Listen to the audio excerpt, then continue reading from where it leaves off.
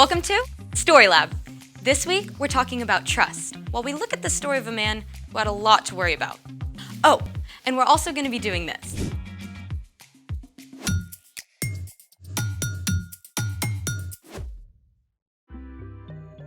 Hey, I'm Skylar, and this is Sebastian. And we're talking about trust, which is putting your confidence in someone you can depend on.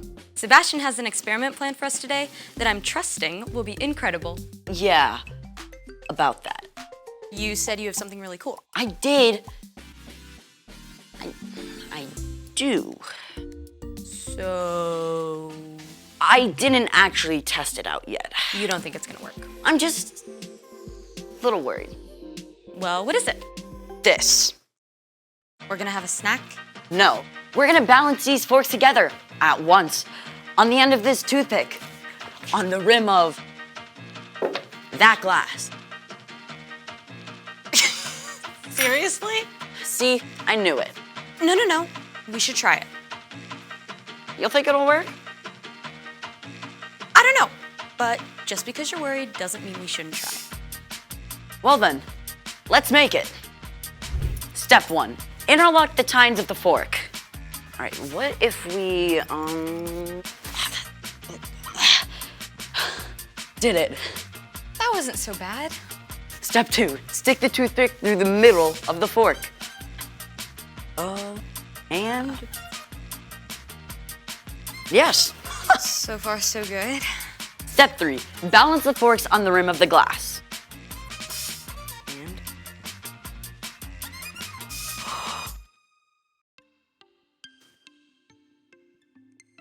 See? You did it! Super cool. You didn't have anything to worry about. that's not what I was worried about. What are you worried about? Step 4, Step 4. do not try step 4 without a grown-up. You'll do. Thanks. Step 4, we light the end of the toothpick on fire. Hold on, what's supposed to happen now? We light the toothpick on fire, it burns down to the rim, the fork stays balanced. That's not possible. There would only be a tiny piece of toothpick still on the glass. See, now you're worried. Maybe a tiny bit. Are we doing this? You are doing this. Countdown, please. 3, 2, 1. Fire in the hole.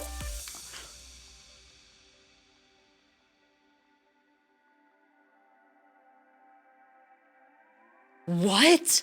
How is this happening? Hold on. So turns out the center of gravity where both forks balance is actually below the pivot point where the toothpick balances on the cup, which is why it stayed up balanced when the toothpicks were burned up. Incredible. I was right to trust you. Never had a doubt. Uh-huh. It's time for...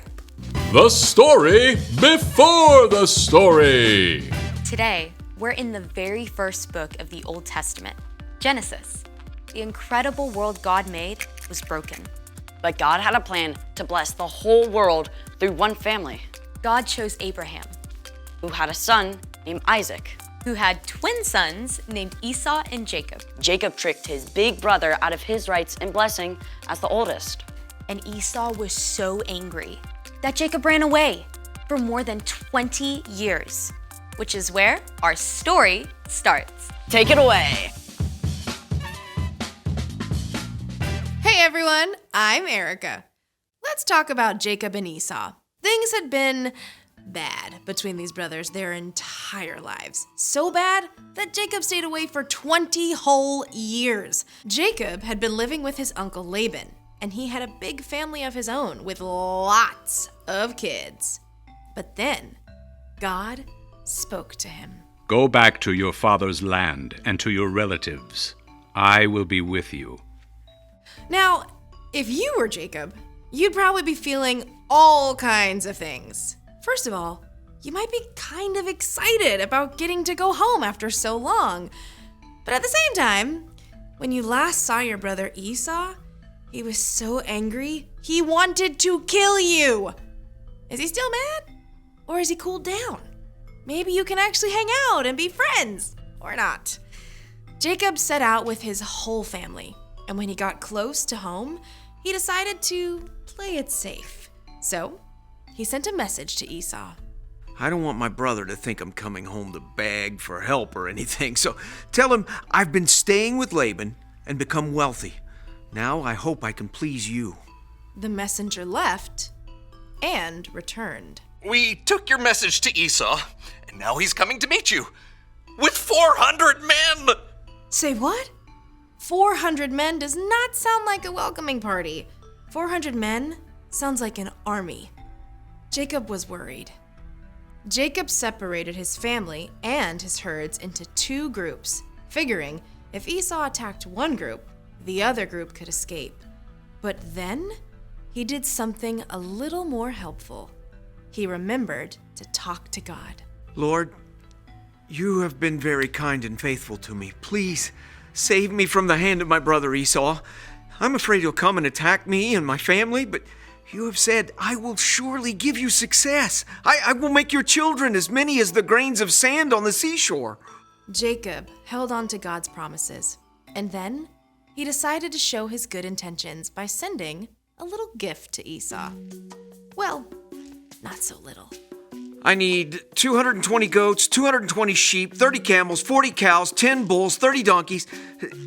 Now you go ahead of me, and when you meet Esau, he'll ask, what's up with all these animals? And you say, they belong to your servant Jacob. They are a gift to you.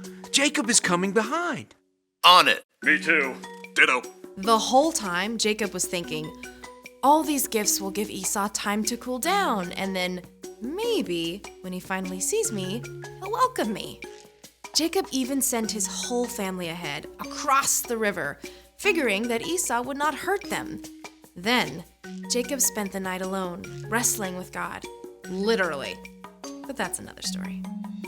In the morning, Jacob looked up and saw Esau coming, with 400 men. After all he'd done, Jacob was still worried. But this time, he didn't hide behind his family or gifts. He went on ahead. And as Jacob neared Esau, he bowed down to the ground 7 times.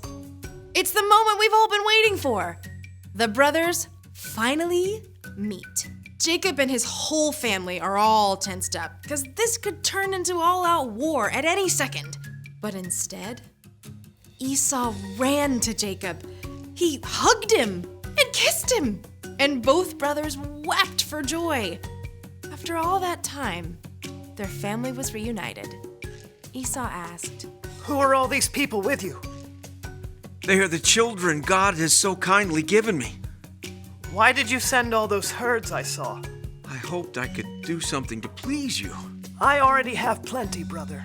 Keep them. No, please, accept this gift. Seeing your face is like seeing the face of God. Then Esau went back to his home, and Jacob camped with his family in Canaan. The end! Wow. Jacob was so worried, but what he was afraid of didn't happen. Kind of sounds a lot like me today. I mean, I spend time stressing about something and then it turns out okay. It's super easy to do that, but you can trust God with the little stuff and the big stuff too. Jesus did that. I mean, even when he knew he was going to be arrested, he talked to God about it. And then he trusted God to be with him through everything. That's right. You know, talking with God is a big part of trusting God. So, what's our part in this story? Well, maybe you're really worried about a big test. You can ask God to help you study and give you a clear mind. And then trust that you'll be okay, no matter how the test goes. Or your parents are going on a big trip, and you'll be staying with your grandma for a whole week. You can ask God to give you peace and trust that God will be with you the whole time. I was so worried all week figuring out a cool experiment to do. I kind of forgot to talk to God about it. Guess that really would have helped. For sure. I'll see you next time. Here's the thing. You can trust God even when you're worried. See how your experiment turned out? Brilliant. Next upon this toothpick, I shall balance myself. Hold this. You're actually doing this. Okay, thanks for joining us in the Story Lab. We'll see you next time.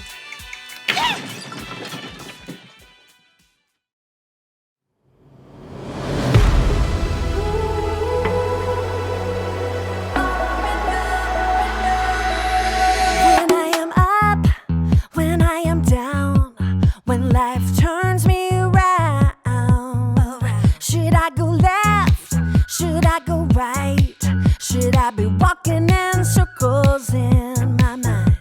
But I know God will make my path straight. I know I'm gonna shout and praise. My God can be trusted over and over and over again. My God can be trusted over and over and over again.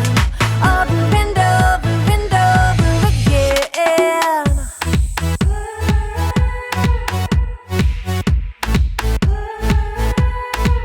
When I am up, when I am down, when life turns me around, should I go left? Should I go right? Should I be walking in circles in my mind? But I know God will make my path straight. I know I'm gonna shout and praise. My God can be trusted over and over and over again. My God can be trusted over and over and over again. Over and over and over again. I'm confident. My God can. I'm confident. My God can. I know God will make my path straight. I know I'm gonna shout and praise. I know God will make my